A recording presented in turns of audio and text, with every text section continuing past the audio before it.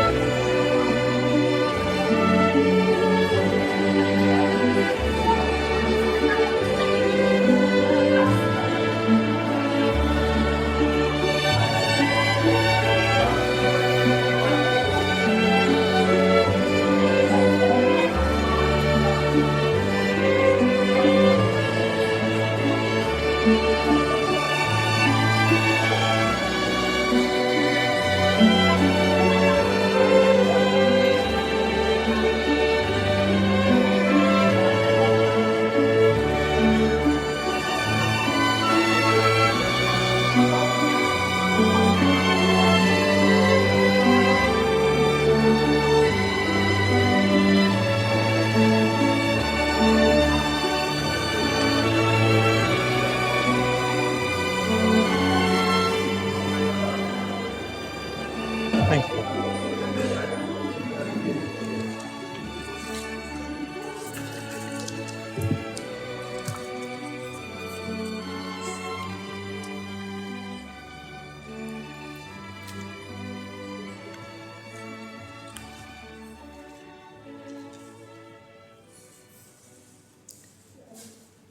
Beverly Linda Sloan was born on the 30th of March, 1957, and left us on the 21st of January, 2025.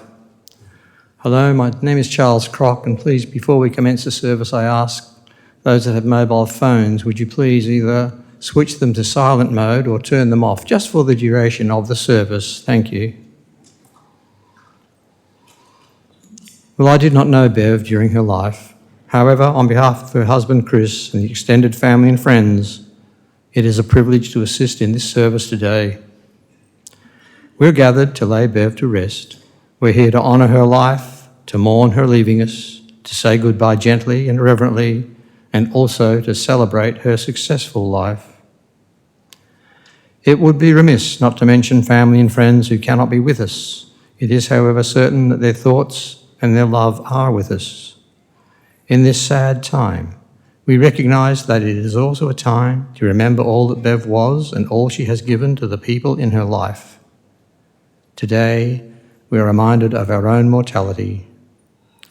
Remember Bev as a vital, living, loving person. Your love for her love for you, now cannot ever be altered by time or circumstance. Reflecting on her life, we begin to understand just how much impact she has had on us. For Chris, the family, close friends, the effect is enormous, and for some of us, a lesser amount. But Bev's life, in some way, touched all of us. Memory is a way of holding on to the things we love, the things we are, the things we never want to lose. In a number of ways, death unites us. Bev's passing suggests to each of us to take time out from our own lives, put aside our work, our cares, our business, even our most important plans to unite here in remembrance. It is said that all we love deeply become part of us. We will not forget Bev because we have this gift of memory. Memory connects us with people no longer with us. And when someone we love dies, we feel the need to connect our lives with that of the deceased. At these times, our memories work harder. Memories are important, so share your stories. Remember the happy times, the jokes, the sublimely happy days, the laughter, and the good times that you have shared.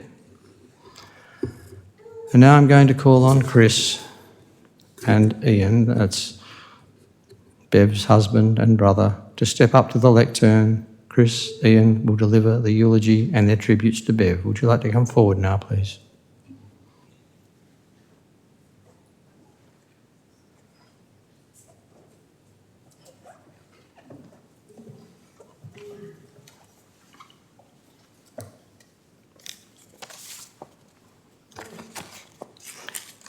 Thank you everyone for coming today.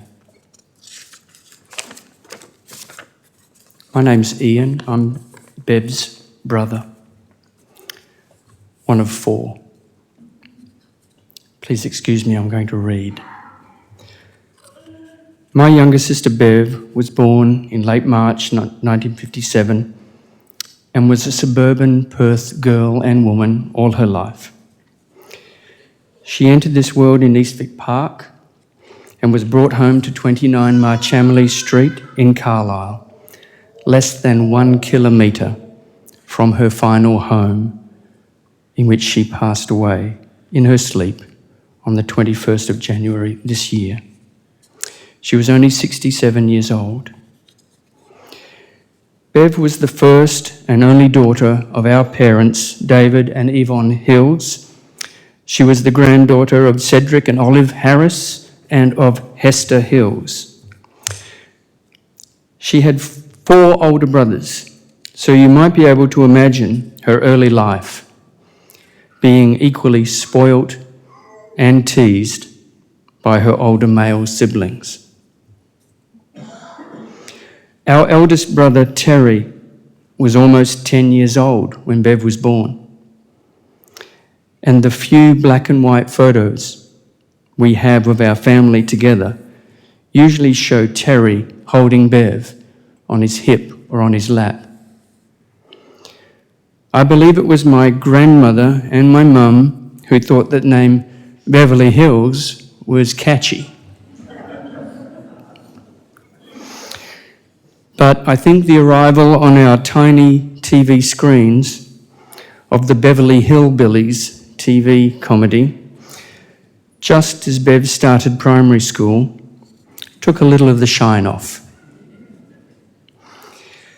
The home that Bev was born into was confined not to just the very compact asbestos and tile house, but also to the large half-acre block with the big front and back gardens, as well as the quiet street itself where we'd play hopscotch and ride homemade skateboards and hill trolley carts made from recycled materials.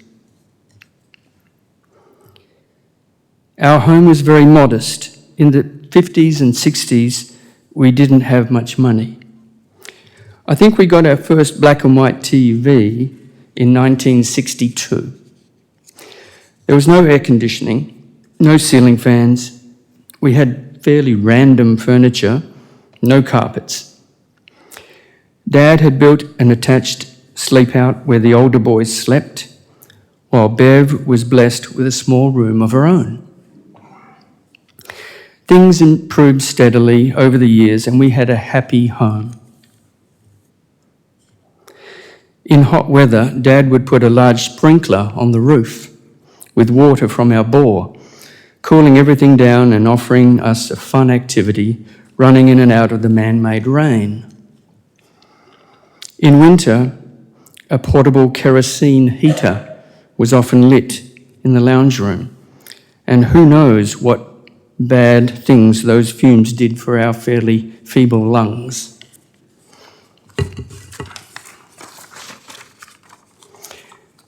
Our hot water was produced by a chip heater, for which the kids had duties of lighting and feeding with wood we'd chopped in the rougher parts of our massive backyard. We had a split-level high tree cubby built by Dad with a solid monkey bar. Bev and I were a bit small for free play up there, but there are photos of us waving from the windows. Bev and her brothers and neighbours would play hidey in our large, tall crop of sweet corn. We'd try to ride Lilybell, our goat, around the back lawn, and Bev would help with feeding our chickens. Bev developed her love of dogs there in Marchamley Street, loving Pixie, Sandy and Tina all in turn. Bev had different toys to us, the rest of us, and sometimes she'd let her brothers play with them. Her teddy bear suffered horrible injuries as a combatant in our World Championship wrestling bouts, while her Polynesian hula doll was at one stage tied to a stake. Bev was a young girl in a house full of older brothers and their neighbourhood mates. Now I'm going to reflect on a strange and mystical quirk of our extended family. Bev was the first and only girl in my family, I've mentioned that.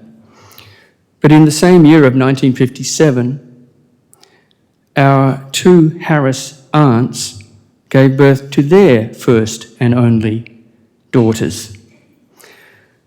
So Bev and Katie and Trudy were linked and bonded by this alignment, and they have been quite close ever since. I'm certain that our loving Harris grandparents were thrilled to suddenly have 3 granddaughters. As I recall, none of my family attended kindergarten or pre-primary school, but primary school at Lathlane Park was quite a welcoming environment, and Bev did well in her studies. Bev was never drawn to athletic pursuits, and competition was top quality and serious at Lathlane. However, Bev was always a people person, and she had a great circle of friends. Her aptitude for engagement with others and her sense of empathy were her strengths.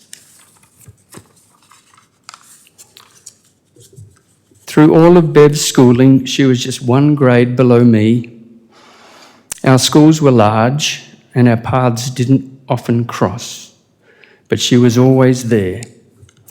We attended Kewdale Senior High School, and due to the renown of our brothers Alan and Keith, who were so many years ahead of us that they'd already left high school, some teachers would see the name Hills on the register and mutter something under their breath. Bev seemed to relish high school. She was always sociable and had a really diverse mix of male and female buddies. Some have remained her devoted friends to this day. Bev was bubbly and caring. She was the most gregarious and fun-loving of all of us. She also embraced a great sense of social justice, fairness, equality, loyalty, and civic duty. It was evident right there in her teenage years. She was active in the school student council and took part in coordinating events. The early 70s were amazing times, and Bev seemed keen to embrace every new aspect of a rapidly evolving society.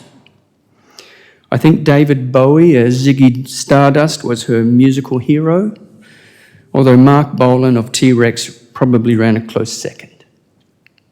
Of course, Bev and our mum had a special relationship. In many ways, Bev was like her. As a girl, Bev loved to read mystery novels and was very good with words. Bev was raised to state her mind, or at least she did that naturally. She had a fantastically quirky sense of fun and humour, and this also reflects on how much she was like Mum. Bev was a great comfort to Mum as she aged and became seriously unwell. I'll close this reminiscence about Bev's early life by jumping forward to a time when Bev was the best auntie and great aunt any niece or nephew could wish for. She and Chris doted on my 3 wonderful children and on my granddaughter Ellie. They spoilt them with trips to the Royal Show, treats, gifts, and lots of loving. She will be missed.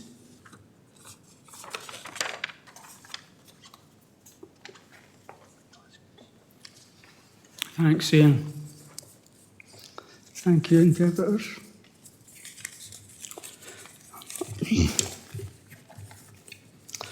I'm a little bit overwhelmed by the attendance.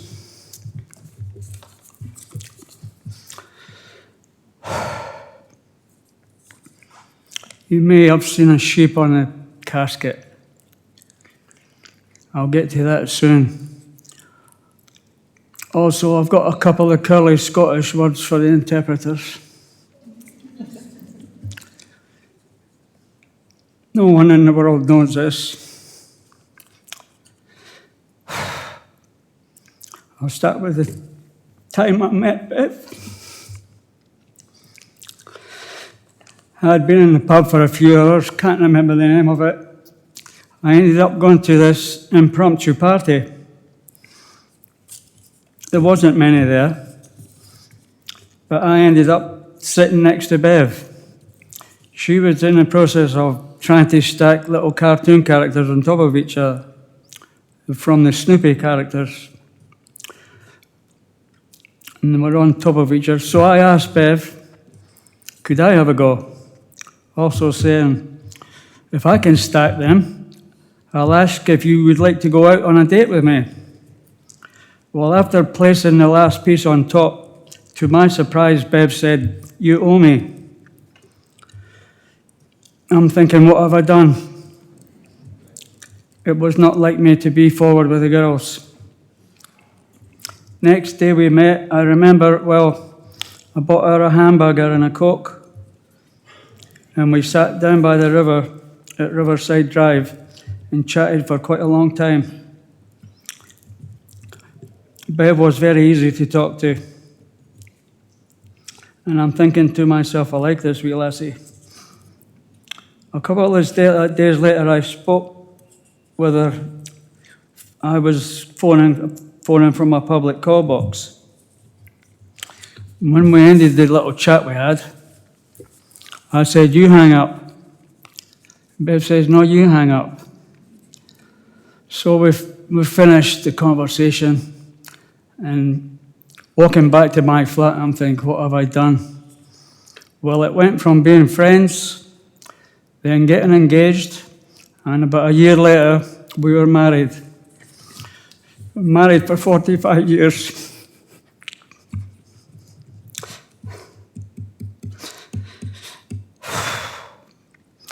I was the happiest man on the planet.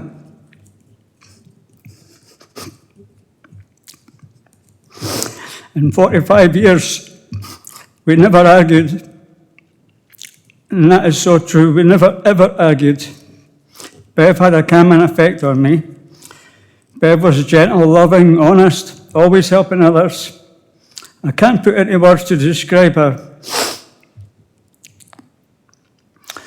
After a few years, Bev said it would be nice to learn sign language, Auslan. We both attended night school at TIFF, and we passed the introductory course. I stopped attending the lessons. Well, Bev, what did Bev do? She immersed herself into the Deaf Society. And I remember Friday nights Bev working behind the bar, always learning new signs, while working as a temperature interpreter. She got herself a postgraduate diploma in Auslan interpreting. I asked if there was any letters after her name, Bev says, I'm not sure, so I gave her a few. Bev spoke of her clients to me, but they were much, much more than clients. Bev signed for blind and deaf people, using my palm to show me what she was doing. I have trouble comprehending how difficult it must have been.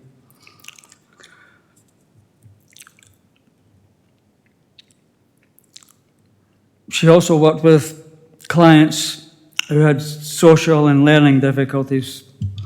She was a special person. 2 pages to go. She actually helped refugees who when they came to this country, they were both profoundly deaf, a man and a woman. They were a couple. And she helped them to start a new life in WA. And to think she was helping people that had no language whatsoever, it was hard. Well, Bev took on all the difficult jobs.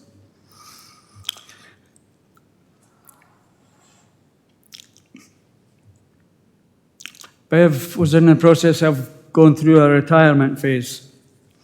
And when she's been signing for 35, 36 years, you don't stop signing the day you retire. Signing was her life. She loved it. Bev loved animals.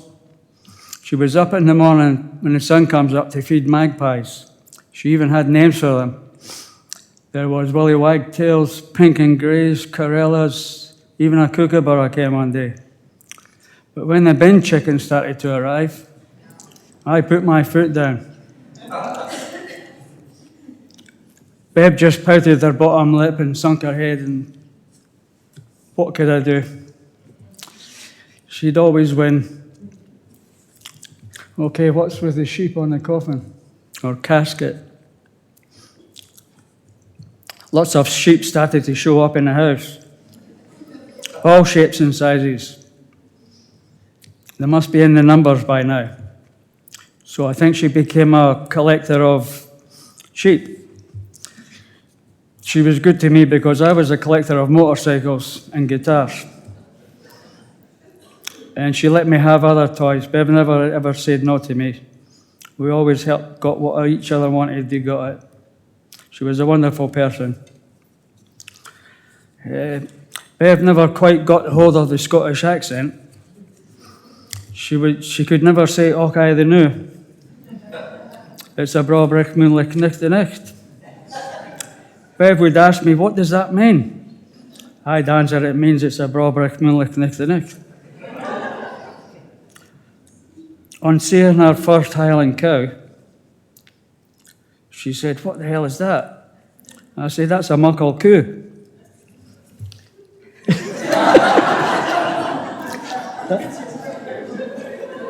Sorry, that was deliberate. Humour is helping me through this, thank you. So I said, "It's a muckle coo." That's all it is.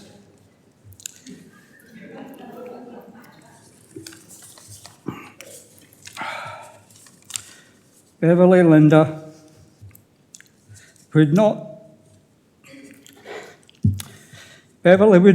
want us to be sad.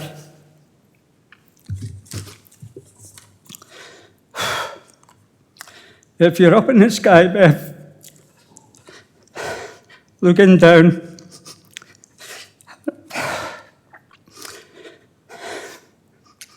I know you're happy up there with your mum and dad.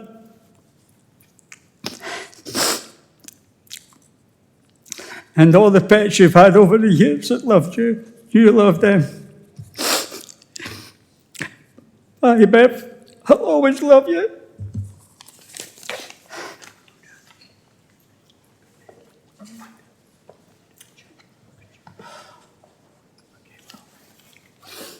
You did so well.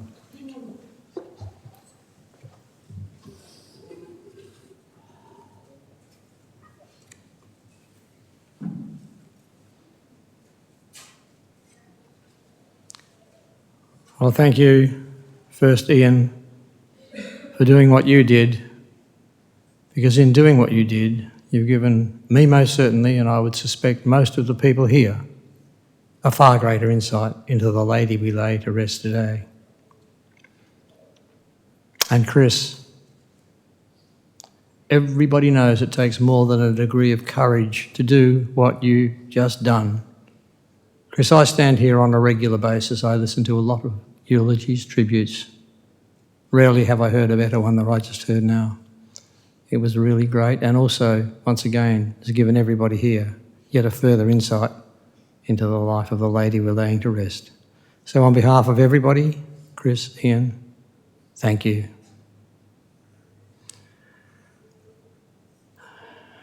Now, Drazana is going to come forward, I believe. Where is Drazana? Drazana has a few things to say. Effectively.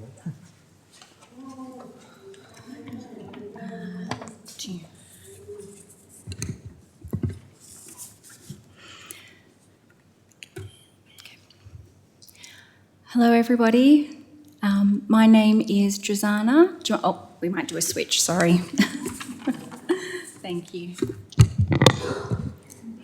Hi, everybody. My name is Drazana, and I would really like to thank Chris for asking us to speak today on behalf of the deaf community. I'd also like to acknowledge that today is Valentine's Day, so congratulations to your beautiful, long-lasting marriage. It is truly something to aspire to. It is a true honour to be asked to stand up today and speak about Bev. We were all truly shocked to hear of Bev's passing. I personally have known Bev my whole life. She has been a friend, a colleague, and a teammate for my family and friends. Personally, I'm one of a sixth generation of deaf people. My daughter is the sixth generation, so Bev has always been a part of our lives. She's been an integral part of the deaf, deafblind and interpreting community for many years.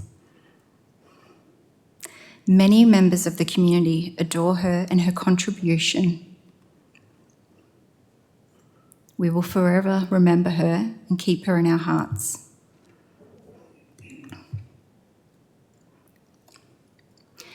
Bev learnt Auslan as her second language and became a certified interpreter. She works between those two languages, English and Auslan. She initially studied at TAFE, as was previously mentioned, here in Perth, and then later completed her postgraduate diploma in Auslan and English interpreting through Macquarie University in Sydney.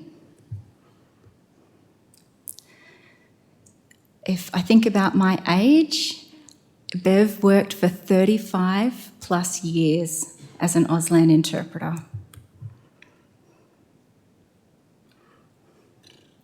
Bev worked across many domains. She worked independently, she worked as an interpreter alongside deaf interpreters and hearing interpreters. She worked in small environments, one-on-one, and also in larger environments. For example, the 5th National Deaf-Blind Conference, where there was a team of 24 strong interpreters.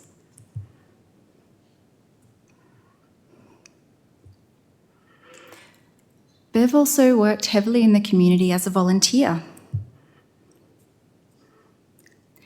She volunteered for the West Australian Deaf Recreation Association and attended the Australian Deaf Games with WA representatives in Canberra, 1996. She also volunteered at the Australian Deaf Games here in Perth in 2001. She was the Australian Sign Language Interpreters Association WA co-president in 2006, on the Winter School Organising Committee. She attended many ASLIA national conferences right around Australia. In 2008, she was on the organising committee for the Photo Car Rally and BMW Book Movie Wine PD launch. She was a member of the Charge Conference interpreting team in 2010.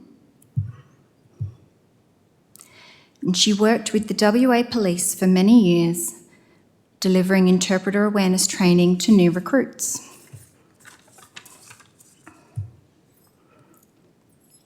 She worked and supported the deaf community. She was a member of the Western Australian Association of the Deaf for many years and attended many deaf events, including the Deaf Odyssey and the State Deaf Conference in 2001. Bev has many accolades, some of which include being nominated and the inaugural winner of the very first St. Jerome Patron Saint of Translators and Interpreters Auslan Interpreting Awards in 2006, where she was awarded the Tertiary Educational Interpreter of the Year Award. She was also nominated for the Auslan Interpreter Awards again in 2008 as a professional interpreter.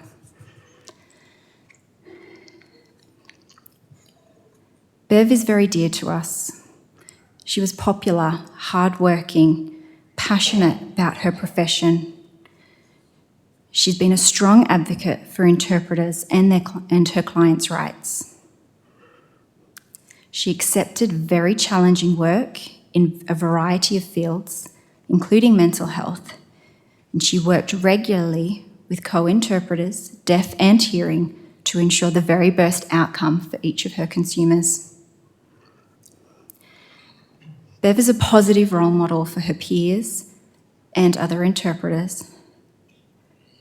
She's always prepared to accept a challenge. She was a keen attendee at PD sessions and national conferences and was always bright and cheerful. Bev was committed to us, and we are committed to her. We've known Bev for such a long time. Today is a very hard day for all of us to grapple with. I think we will all remember Bev forever. I certainly will. I've seen her my whole life. Today is a sad day. I know that tomorrow my daughter has a birthday party and Bev will be there in spirit. So thank you for asking us to speak and speak about the beautiful person Bev was. It's been my privilege to have known her my whole life. Thank you.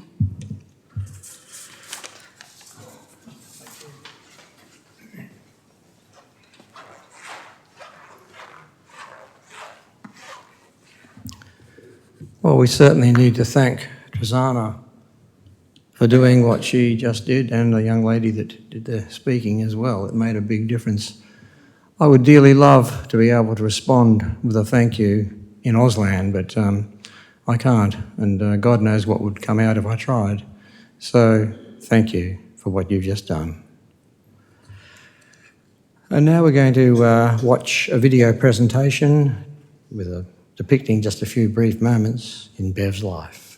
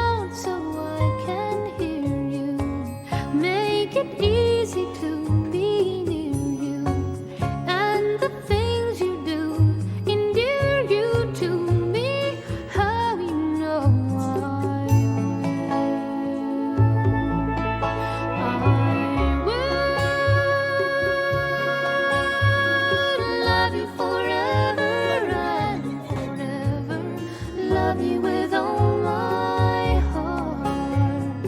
Love you whenever we're together. Love you when we're apart.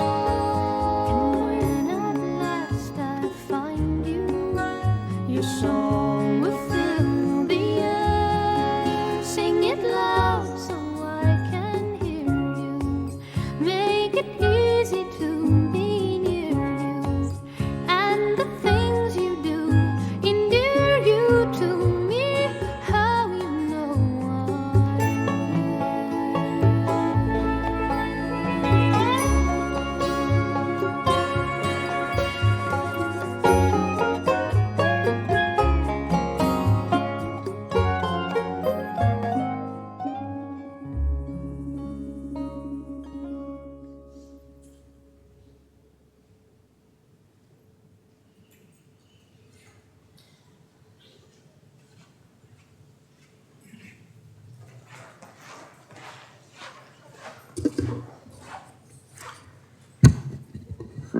Well, I sometimes look around the room, as I did this time with that video presentation, and I noticed a lot of smiling faces, which is indicative of the fact that there are a lot of happy memories there. So we need to thank whoever it was that put that presentation together. It's made a big difference to this service. And now normally I would be calling on everybody to come forward and place a sprig of rosemary on the coffin if they so desired, but unfortunately there are far too many of you. It would take more time than we've been allocated. So what I'm going to do is just ask the immediate family members to come forward. Now, I'm going to play a special piece of music allowing time for personal reflection on Bev's life. So while the music is playing, immediate family members, if you wish to come forward and place rosemary on the coffin, now is the time to do so. I was also going to say special friends, but then I know what will happen if I do that. You'll all come forward and we'll be back to square one. So just the immediate family members, if you would, please.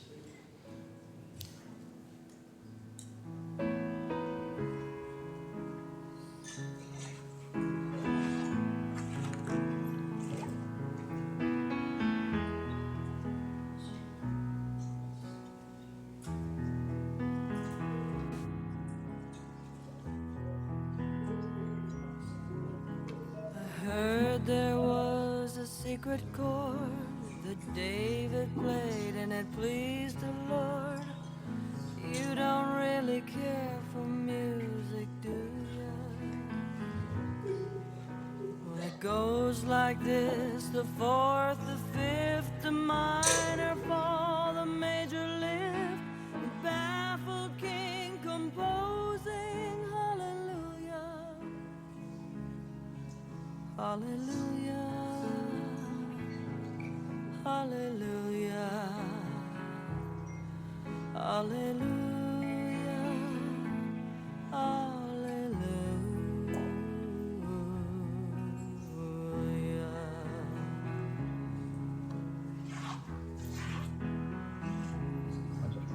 Well, your faith was strong, but you needed proof. You saw her bathing on her beauty and the moonlight overthrew ya. Well, she tied you to her kitchen chair. She broke your throne and cut your hair. And from your lips she drew hallelujah, hallelujah, hallelujah, hallelujah, hallelujah.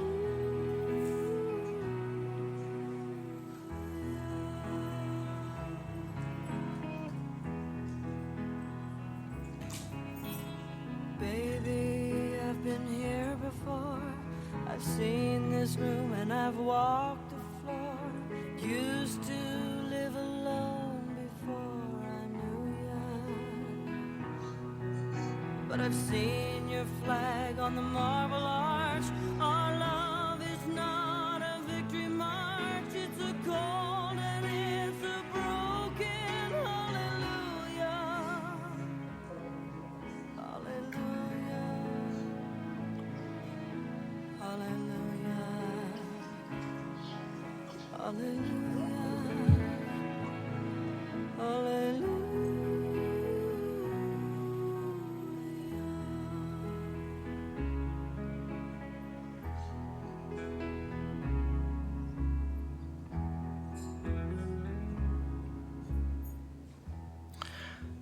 Now, you would have observed Mal came up with a handful of rosemary, sprigs of rosemary, and he held those sprigs of rosemary up to the camera.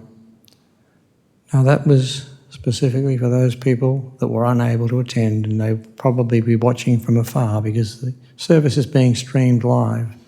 And also, of course, for those people back that we didn't have time for them to do it. So thank you, Mal, for doing that.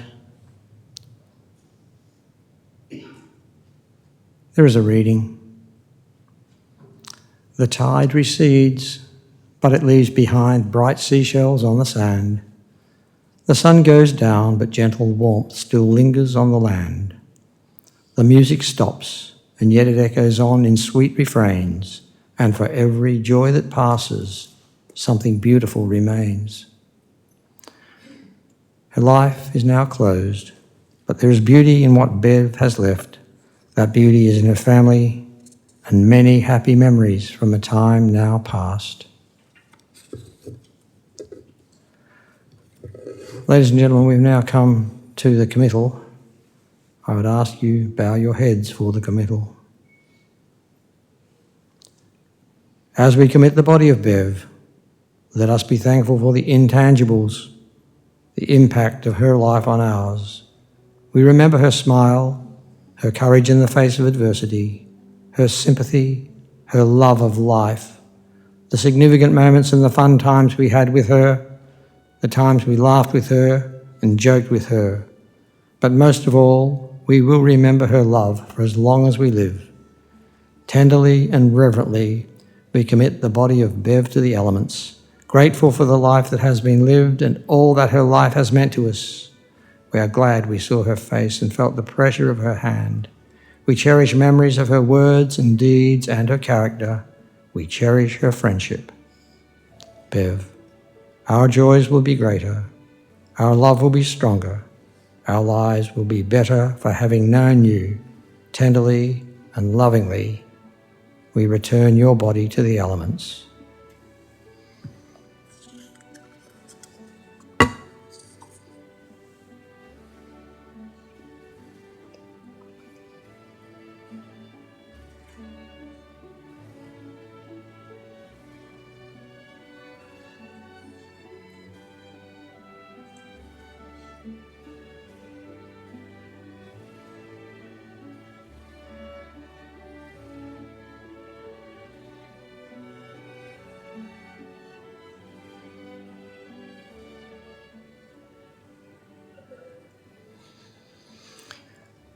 Well, when we come to the end of a service such as this, we always look for words, a reading, a poem or something to say that somehow seems appropriate. The reality being, of course, that there are no words that are appropriate. There's really nothing one can say. However, there is a poem that has been chosen, and the poem is called Memories in the Heart. Feel no guilt in laughter. She knows how much you care.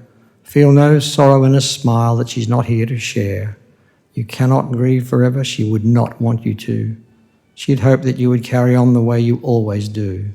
So talk about the good times and the ways you showed you cared, the days you spent together, all the happiness you shared. Let memories surround you, a word someone may say will suddenly recapture a time, an hour, a day that brings her back as clearly as though she were still here, fills you with the feelings that she is always near.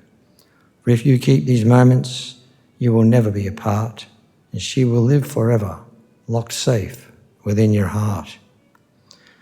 We now leave Bev in peace. We bid her farewell. So it concludes the service. So we'll leave this place in tranquility of spirit, knowing that we've not only said goodbye to Bev, but we have remembered, honoured, and celebrated her successful life. When you're ready, please make your way through to the lounge, which is on your right. Thank you.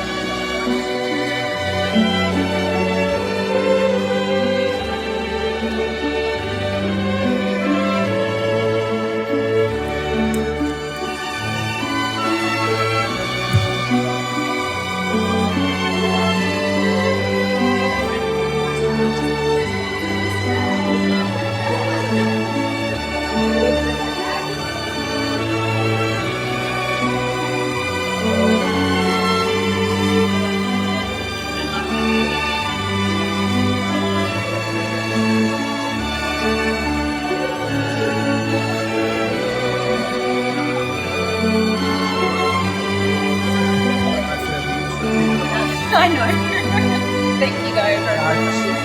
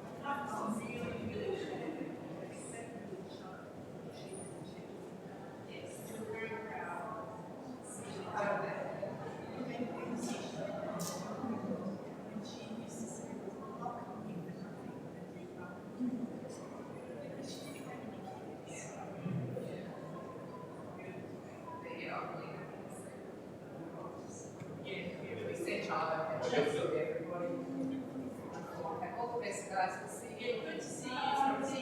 Do you know, weirdly, when Lucy was born, I got the text as we were walking into a funeral. Weirdly.